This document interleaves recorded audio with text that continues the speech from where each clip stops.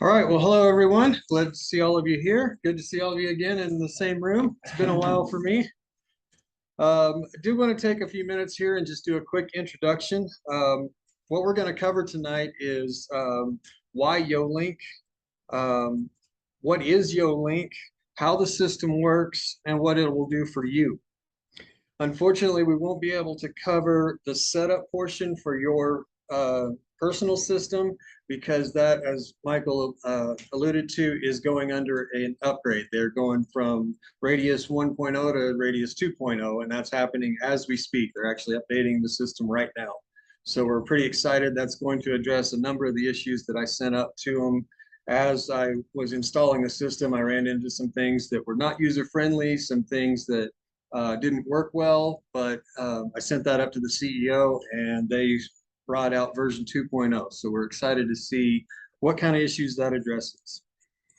So first and foremost, why are we doing this? I think we all have either been affected or seen the effects of flooding in the glass house. When I was the chief engineer here, we averaged about 30 floods a year of varying sizes and number of units affected. We kind of got to the point where we all agreed this is just unacceptable. We've got to come up with something that we can eliminate these floods. I did years of research between different companies. There are a number of different leak detection companies out there that do varying services. I settled on YoLink for a number of reasons. Number one being that it was all using a new technology called LoRa, and that stands for long range. And the way this technology works, it's very similar to Bluetooth, but it uses far less energy so that you have longer lasting battery life. And it also will travel up to 1/4 mile in open air. It will travel through concrete and through steel. So in this building, I have hubs set up on every 3rd floor throughout the building, and I can take any one of these sensors anywhere in this building and it'll have signal.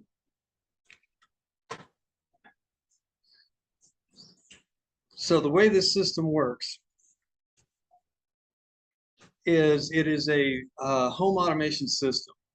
YoLink has a myriad of different products. You can find anything from intruder sensing, light switches, outlets, anything that you would see in a home automation system, you can find with YoLink. And I would encourage you, if you have time, to go to the YoSmart website and take a look at all of the different options that they have. Another one of the main reasons I liked this system was because it talks to Alexa or to Google. So if you already have a home automation system, this is just another component to it. You're not looking at a whole nother thing going into your unit. All of it talks to each other. And the main reason why we also settled on this one is it costs about 1/3 of what most of the companies charge. So all added up to, we think it's going to be a really great system. And I am happy to say that at this moment, we have not gone live yet, but I know of 9 floods that we've prevented in this building so far. So let's move on to how the system works. I already mentioned that we have hubs already set up throughout the entire building. Those hubs are connected hardline to the internet, so there's no concern with Wi-Fi, losing signal, anything on those hubs. I wanted those specifically to be hardline. Everything in your unit, though, is going to be wireless and with a battery pack. The batteries on these are 5-year. The batteries on the valve are 10-year batteries. So let's start with the valve. As you'll see here, this is the valve that controls the water in your unit. That's all it does. It does nothing else but control the water. It doesn't receive signal or give signal. The only thing this has on it is an indicator line. If this line is perpendicular to the pipe, the water is off. If it's parallel, the water is on. In some kind of crazy scenario where no batteries or anything works, it does have a bypass on it that you can manually open the valve if absolutely necessary, but I really don't see a case where that will be necessary. What connects to this valve is the controller. Does it fail with the water shut off? If if the valve somehow, if there's a failure, in the system, in particular in the valve, does it fail with the water off? No, it'll fail at whatever state it's in. So if it's open, it's open, or closed, it's closed. So the controller here, you'll see this, normally they're sitting right on top of your water heater in almost every instance. This is what talks to YoLink. So if a leak sensor senses water, it sends a signal to the hub, and the hub sends a signal back to here that says turn it off. At that point, the valve will turn off.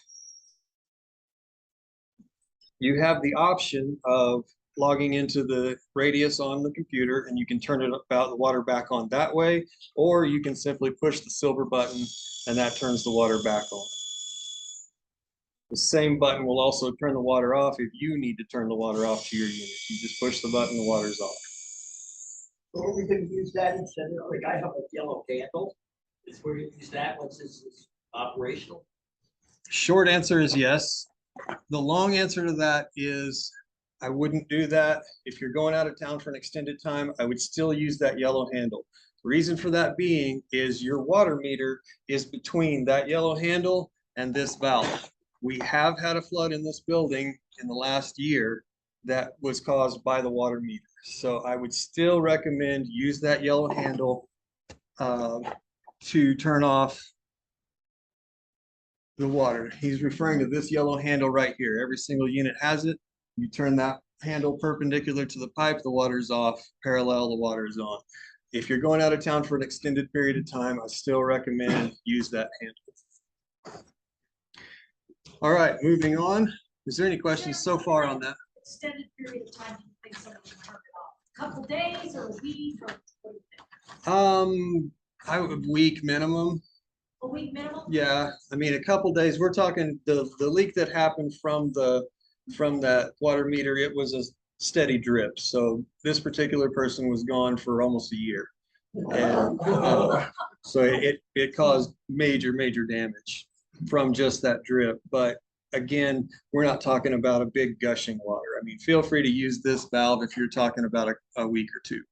But if you're going to be gone for 6 months, go ahead and use that yellow handle. We have a couple of chairs in here. All right, leak sensor number 1. This one is just a very simple puck. There's nothing else attached to it. You can see that it senses water on the top as well as on the bottom. There are 4 sensors down here. Now this sensor does not beep at you. The only way you know that it's in trouble is you can see the red light light up, and it tells the water meter, the water valve to turn off. You can't hear it, but I also just received a text message saying that water turned off. That's how fast this system happens. I touched the sensors and it was just like that. There is a potential for a downside for this valve, for this sensor. We have had some instances where an extremely hot shower, the steam will activate it. So we're working through that right now. Just want you to be aware that could be a potential for this particular sensor. On the back of this sensor is a button. The only thing this button will do is tell it to go back online. That's the only thing the button is used for. In order to silence the sensor, you simply dry it off with a dry rag. Once the contacts are dry, then it will no longer be in trouble. It'll automatically reset. As long as it's wet, it will send a notification every 5 minutes to let you know, hey, I'm in trouble, fix me, I'm in trouble. You'll find this sensor underneath the toilet. We like to line them up directly underneath the shutoff valve. That way, if there's any leakage from that supply line all the way down, it'll travel down and drop right onto the top of the sensor. So that's where we like to have them if possible. If that's not a possibility, it's also going to sense on the bottom. So any water that touches the floor on that tile, it's going to get to this sensor and let you know within plenty of time. You'll find this sensor under the toilet as well as inside the vent. The housekeepers keep knocking it around. So can I Velcro it to the floor, or will that interfere? interfere? It will likely interfere because that'll lift it up off the floor. Where it'll take more water to reach the contacts. And that she brings up a good point. She asked, the housekeeper keeps knocking them around. This is a question we get. You do want to let your housekeepers know about this, because if they are mopping and the mop hits it, it's going to turn the water off on them. They're not going to know what to do. So be sure and let them know. They can just pick them up and set them on the counter until they're done and the floor is dry, and then they can be placed right back. Will the water come back on again? No, water has to be, So if she has to be, accidentally turns the water off, then she's the only one. she's going to be calling you. So how do we turn it back on? Again, the same thing, you can just pull it up on your Well, I can do it computer, from my phone. you can do it from your phone. We'll get to that, why that in a minute. But you can do it on your computer, or you can tell her push the silver button on the black box right inside the water heater closet. Can we just do like this, like a tape? Like this and this? Sure, So it won't elevate? Yeah, And absolutely. stabilize it? What if I get a new appliances in it, like a dishwasher or refrigerator? Look, we'll get back to that one. Great question. We'll come back to that one. All right. Let's go to sensor number 2. Sensor number 2 is a rope sensor, and this sensor senses water the entire length of the rope. It's not on a prong or on an end or anything else. The entire length of this rope is sensing water. So what we do is we lay it around the water heater like so, or we push it underneath the washing machine. And if water touches it anywhere along the line, this one will beep at you. Now the trick with this rope is it's more of a porous product, and so it does take considerably longer for it to dry.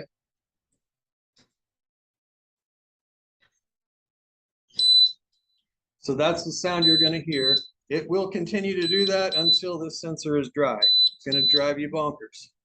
Just unplug the cord just like you would a pair of headphones, and then it's silenced. Once you silence it though, please, please, please be sure to make sure you know why it went off. We have not had a false alarm yet.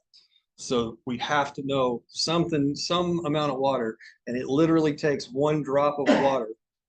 We had an instance right after we installed in a unit where there was a tiny drip and a puddle on the floor that big, and there wasn't even any depth to it. And this guy went off, turned the water off, and let the owner know that, hey, this is in trouble.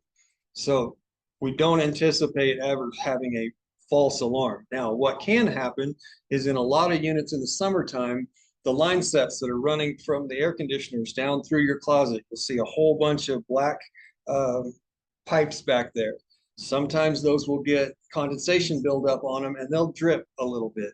It's not enough to cause a problem, but if it touches this sensor, it will cause you a problem. So what we'll have to do is, as summer comes around, we'll have to work with some placement on these and make sure we have them in such a place that it's going to catch anything that might cause an issue, but not going to catch every single little tiny drip that happens.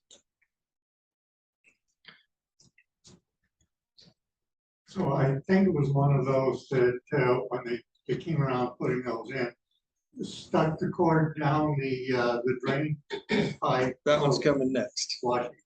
That's the next one. It went off. Yeah. Immediately I did a wash.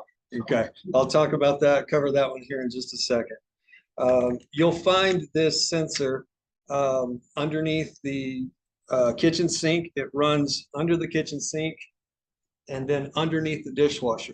Dishwasher floods is one of the most catastrophic floods that we have, because what happens is the solenoid in the dishwasher will slowly start dripping, and everything is covered. So it does this for months and months, and nobody knows about it until it finally collects enough water to expose. By then we're dealing with mold growth, we're dealing with cabinet replacement, we're dealing with a very expensive flood. So that's why we opted to run this cord underneath the dishwasher. You'll also find it underneath your washing machine, as well as around the water heater, as I mentioned before. Now, back to Casey's question, if you do get your appliances replaced, you just need to make sure that these sensors get put back in such a way that it's sensing any water that touches the floor under the dishwasher, behind the refrigerator. I forgot to mention that one. It's also behind the refrigerator. We've seen 5, 6 catastrophic floods from refrigerator lines bursting. One was a pinhole. We didn't know anything about it until we had water in the garage. That was where it exposed itself. 2 units were very much destroyed, mold growth like I've never seen. So these things are going to catch anything that happens behind the refrigerator. Typically where you'll find it is, oh yeah, you're wet, I forgot. Typically you'll find it hanging right next to the counter on the wall, and this piece will be laying on the floor. So this will be right behind your refrigerator.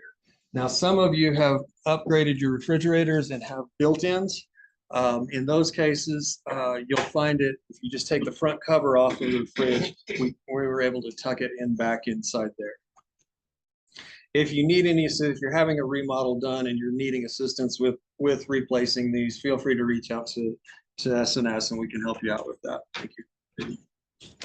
So the puck in that case, for it's the plug-in, should be on the wall, not on the. It depended on a very, Is it okay if it's on the floor? yeah, absolutely. It's fine. It just depended on how it laid out as to whether or not I could hang it or not. This thing kind of evolved as I did the installation process. But that top does not sense water. It does not, no, only just the rope here. So now, okay. So if the scenario you mentioned of dishwasher that nobody sees for a long time, that goes off and you still can't see what's happening under there. Correct. So you turn it off just to stop yourself from going crazy. But then what do we do? At that point, then it needs to be investigated. Are you guys are you willing to pull the cover off of the dishwasher and look? Okay, so maintenance, you can call maintenance. They'll come in and they'll pull the cover off the dishwasher and look underneath there. That's as far as they're gonna go. After that, then it's gonna need to be an appliance company or a plumber, depending on what they find, that'll need to come in and make the repairs.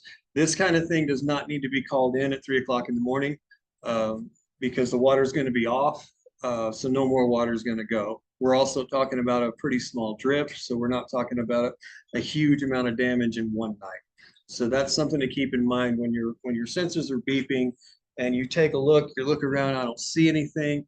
Let's just leave the water off for the night, call the guys in the morning, and let's get it checked out, see what's going on. And then we can turn it back on from there. I got John, then I'll go to you. So Sam, if the sensor is behind the refrigerator and it starts going off, it will shut off the water. Mhm.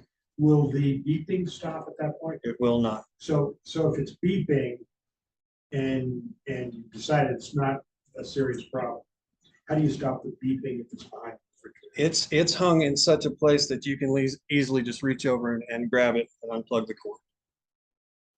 But it's behind the refrigerator. Right, yeah, so it's like your kitchen counter is here and the refrigerator comes to here, it's hanging right there. You can access it from the side of the fridge, but at the countertop. Does that make sense? Am I explaining that? It's not laid down on the ground. Correct. Ours is open. There could, now, in the very beginning, some of them did get placed low. We can fix that as we move along, but we figured out real fast that these needed to be accessible. So we put them, the majority of them are gonna be right at the edge of the counter.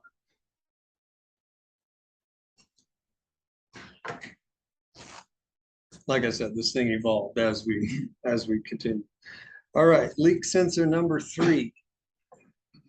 You'll find one of these in all of the water heater closets. And what we've done here, this sensor is a little different. This sensor is a prong sensor. And so what it does is this goes into the floor drain. And it is attached where your water heater pop-off line is, as well as the air conditioner condensation line. So the way this works is the water runs down the pipe when your air conditioner is condensing, goes into the drain.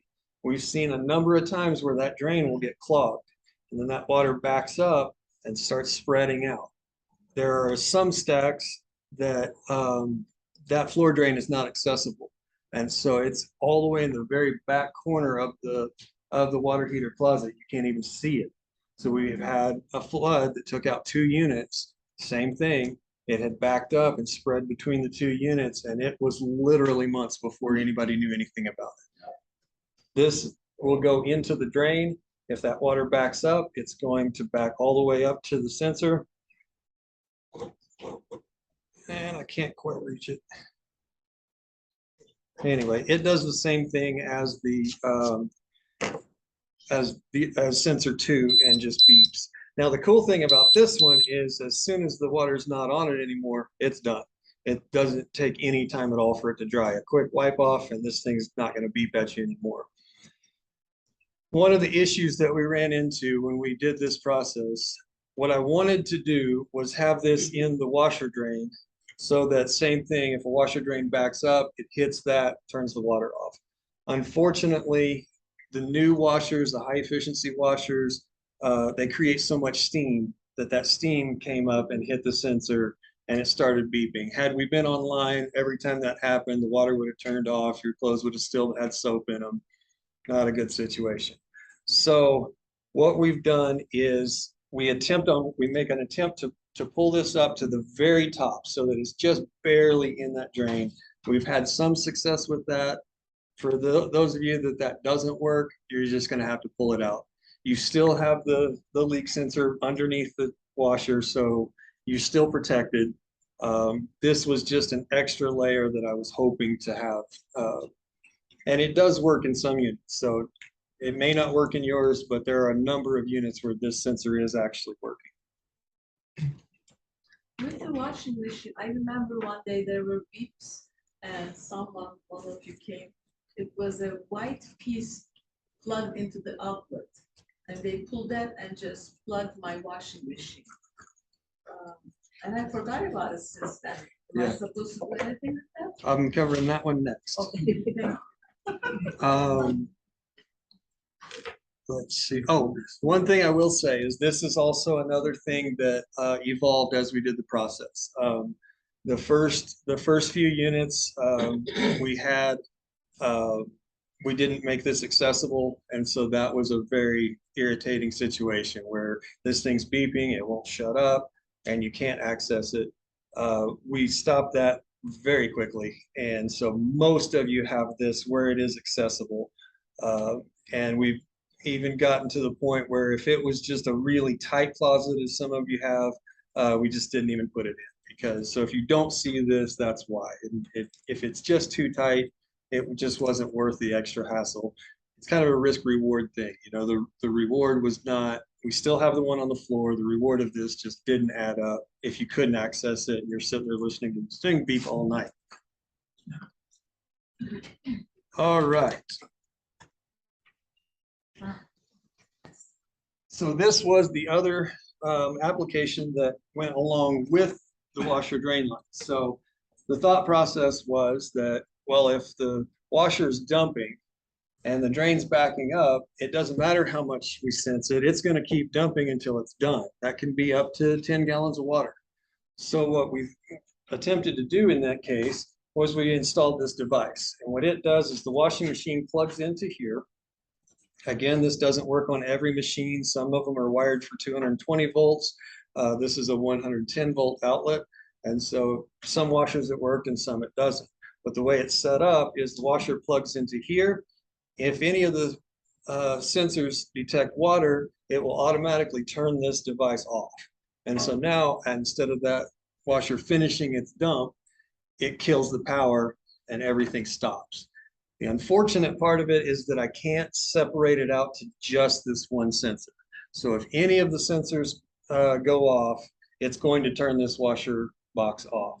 The way you know it's off is you see the red light right there. On the side of it, right next to the red light, is a little button. Click the button, it turns blue, and now there's power here. And it's just a quick click. If you push and hold it, it puts it into a search mode that will ask it to find the closest hub and reconnect itself to low rod. Problem with that is it always defaults to off. So if you push and hold and wait, it's going to be red again. Just a quick click turns it blue. The other thing is because this is an electrical device and we don't know what's plugged into here. You might have 5 or 6 of these around your house. You may have electrical appliances with heating elements plugged into it. Because of that, anytime anything happens, for instance, a power outage, it will always default back to off. And that way, if you have something like a space heater plugged into it, we don't use those here, by the way. If you had a space heater plugged into it and you're gone and a power outage happens and then the cat knocks the heater over, it's going to default to off. It's not going to stay on and potentially cause a huge problem. These things are really cool. My wife particularly likes it because we have one in our kitchen. And she'll plug the crock pot in and go off for her day. And at 1 o'clock, she'll hop on her phone, turn the crock pot on. She gets home, dinner's done. So this is just another application for this whole system. This isn't just a one use thing. So we need to reset that every time the power goes in. In your unit, yes. Not the power outages that happen in the common areas of the building is completely separate system from your unit. So if Excel has an outage, and you lose power in your unit, then yes, you'll need to reset it. You'll see the red light.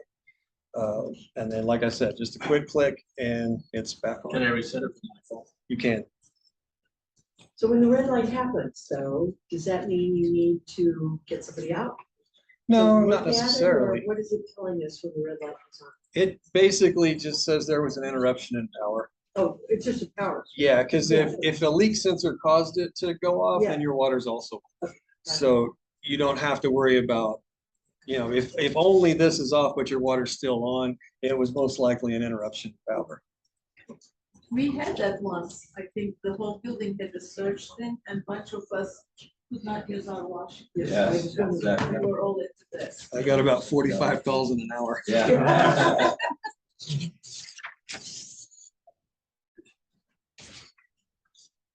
So as we mentioned before, all of these devices talk to one single hub, which is located throughout the building.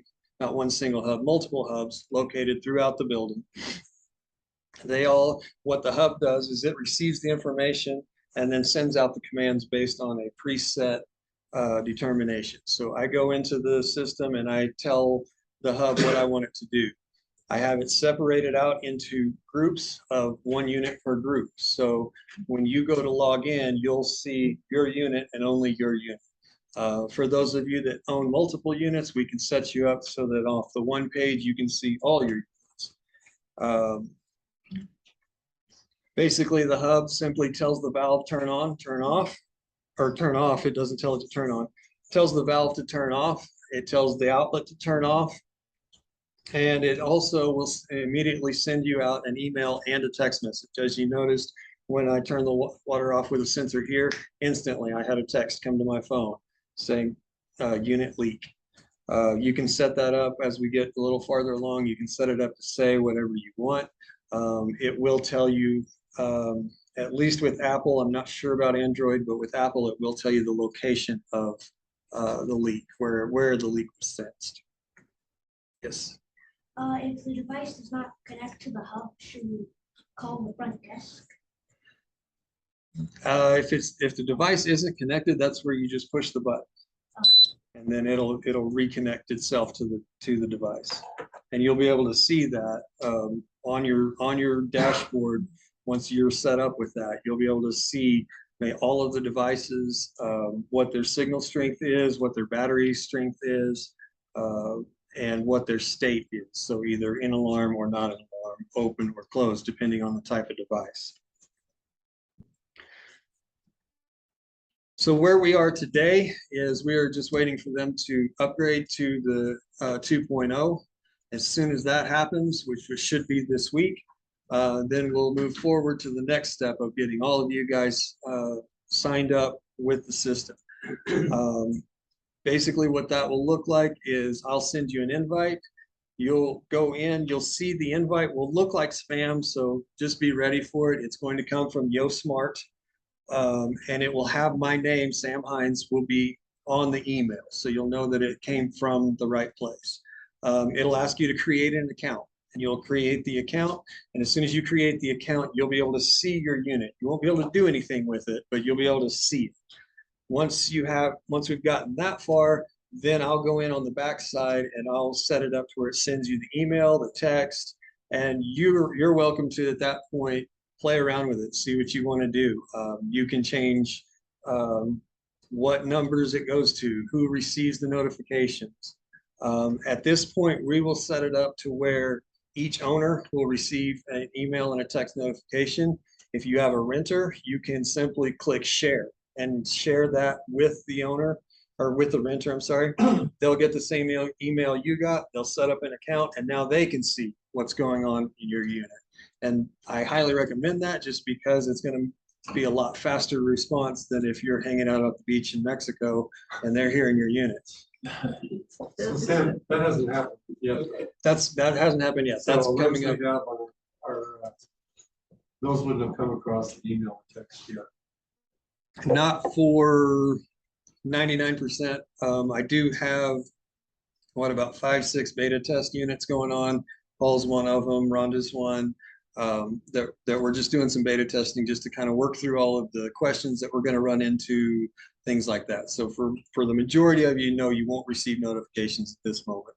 Had a couple of questions. So that email we got earlier about doing registering, we have to do it again, or does it automatically upgrade? 76 people have done it so far. Those people, I'm working with YoLink to see if we can just transfer it directly over. I don't have the answer to that just yet. I was trying to find that out before this meeting, but he couldn't answer it today. For everybody else, just ignore the email you already got and I'll send you another one. So were you saying then that you don't, like if we're already signed up, will it automatically update? You're saying you don't know that? I don't know yet. I know excuse me, I know I can if I have your username and password, but I don't want to do that 76 times if I don't absolutely have to. So that's kind of where I'm at. I think you had a question, Carrie? Okay.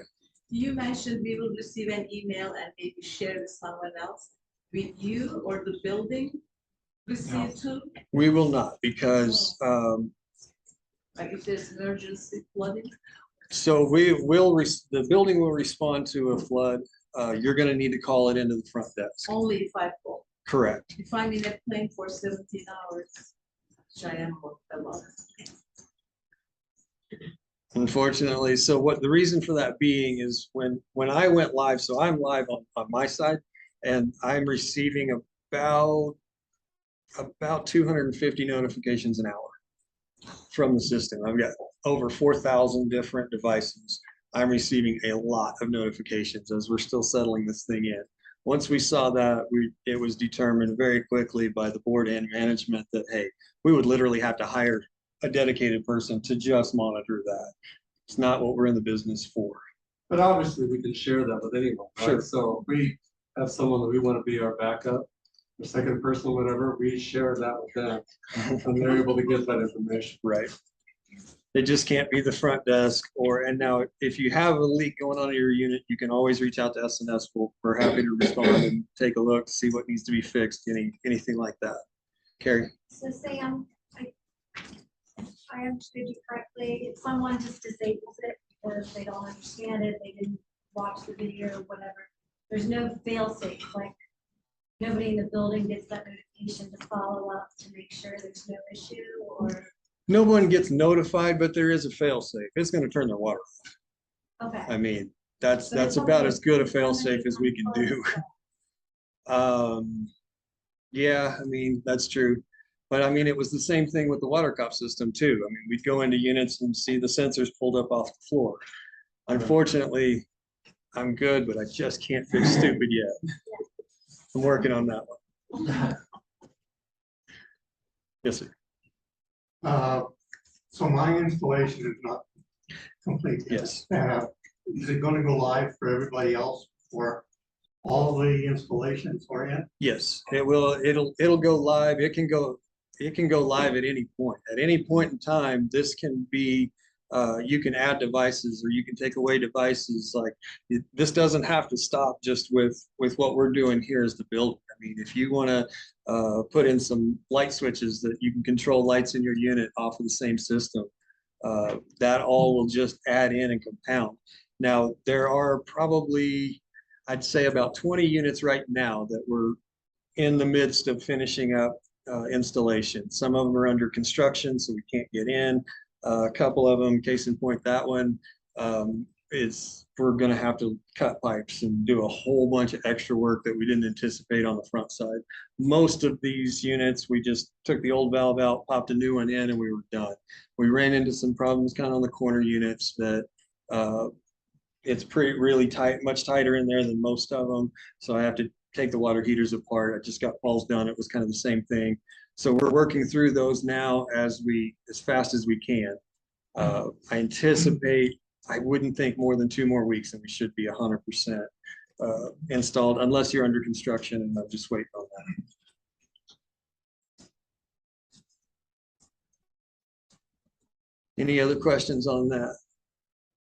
So then the fun thing is, once we get done, sorry, go ahead. When you come in to do the final installation in mind, will somebody go around and look at where all the pucks are? Sure. To make sure everything is still as they were originally put down, or through your new method? I think my refrigerator is somewhere other than where you said you've been. Okay, we'll check it out for sure.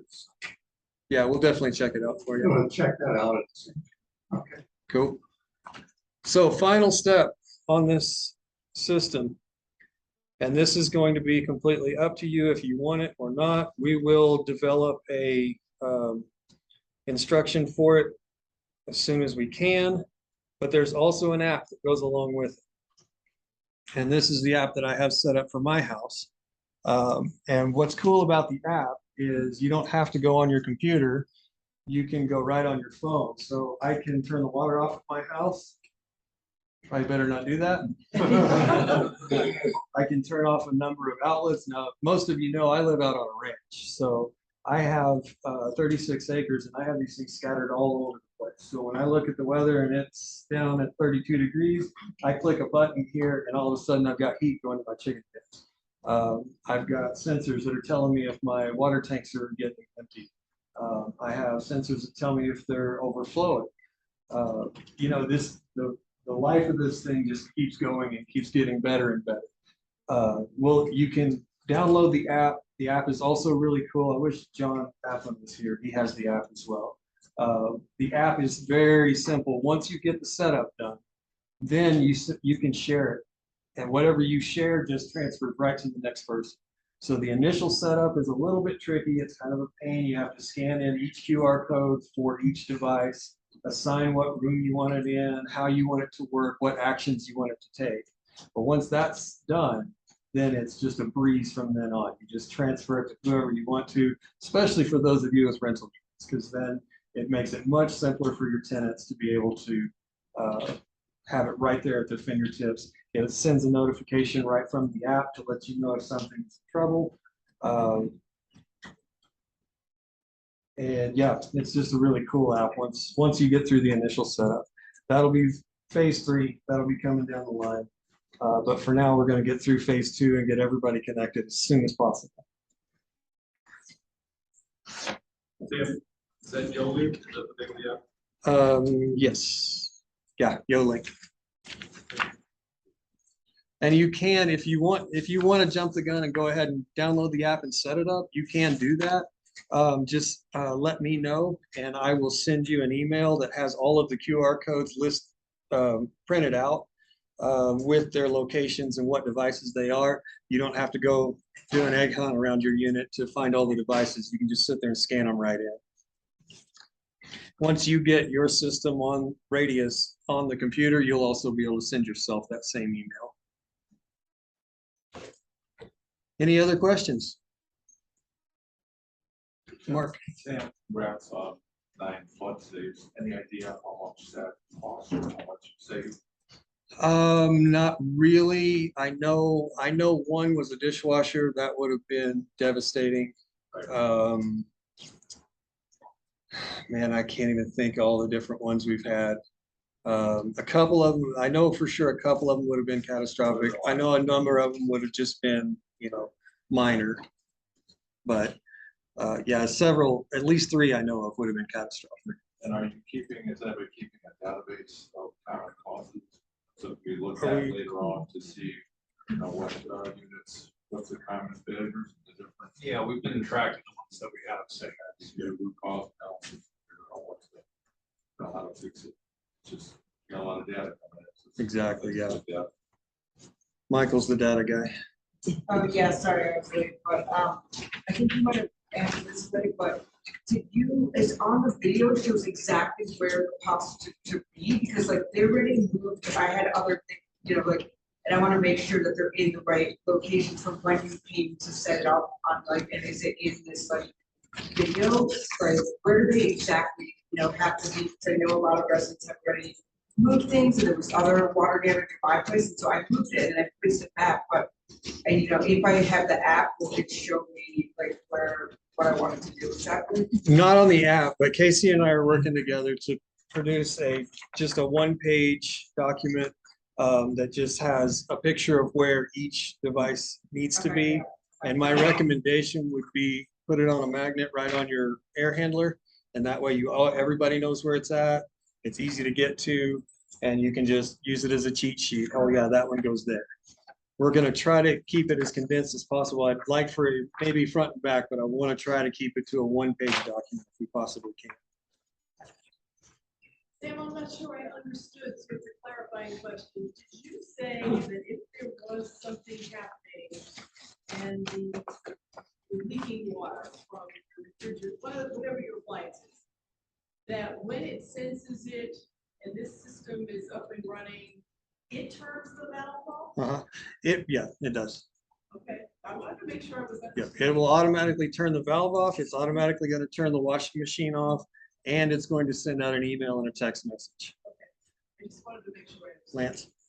And so going off of that, since it hasn't gone live yet, there have been errant beeps here and there. We should still check things out to see if there's.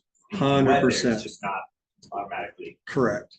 And that's what saved us on the 9 floods that I'm talking about, is it was just beeping, somebody heard it, went check, oh, good grief, I got water. And then to follow on that, you said something about steam coming out of washing machines can trigger it, It can, yeah. but that's not a cause for alarm, or that. That's not a cause for alarm, Okay. no.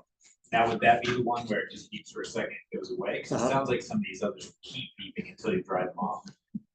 So basically what it is if water is coating the sensor, then it's gonna continue beeping. Right. But literally, that's all it takes to get it dry enough where it's just making contact between the 2 points. Now, in the case of the steam, it's gonna run basically as long as the washer's dumping. Right. And then maybe a few seconds for the steam to dissipate after. Okay. So if you just get kind of those beeps, but then it stops on its own. You Right. still check it out with that steam. For now, the problem is when we go live, just that beep is gonna turn the water off. Okay. So that's where we're gonna run into the issue. That's why we wanna try to get that issue eliminated before we go live, if at all possible. Sam, your fix worked on it, it was just too far down for the washing machine, it was just too far down, we pulled it up, we dried it off, pulled it up, it worked fine. Cool. So there's an example of one that worked. It's down too far, Yeah. pull it up just to the top. I have had other units that I did the same thing and it still went off. So it's just gonna depend on your washer and your unit as to whether or not. But again, keep in mind, you're still protected. We have one on the floor. So if it does dump, 10 gallons of water is a whole lot better than 100 gallons of water. So just to clarify, up to this point, it's not been sending out text or emails, and it's not been shutting off the water. Correct.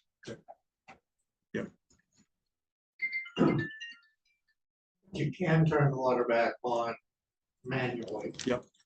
And you can't turn the water back on over your app. Or can- You will once, yeah, if you have the app, you can. Oh, You okay. absolutely can, yeah. Yeah, remember the silver button on the black box. Turns the water on and off. Any other questions? All right, well, thank you all again for coming, and we're hoping this thing works out great.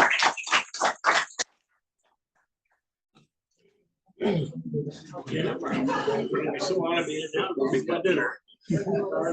Just like your wife. Right?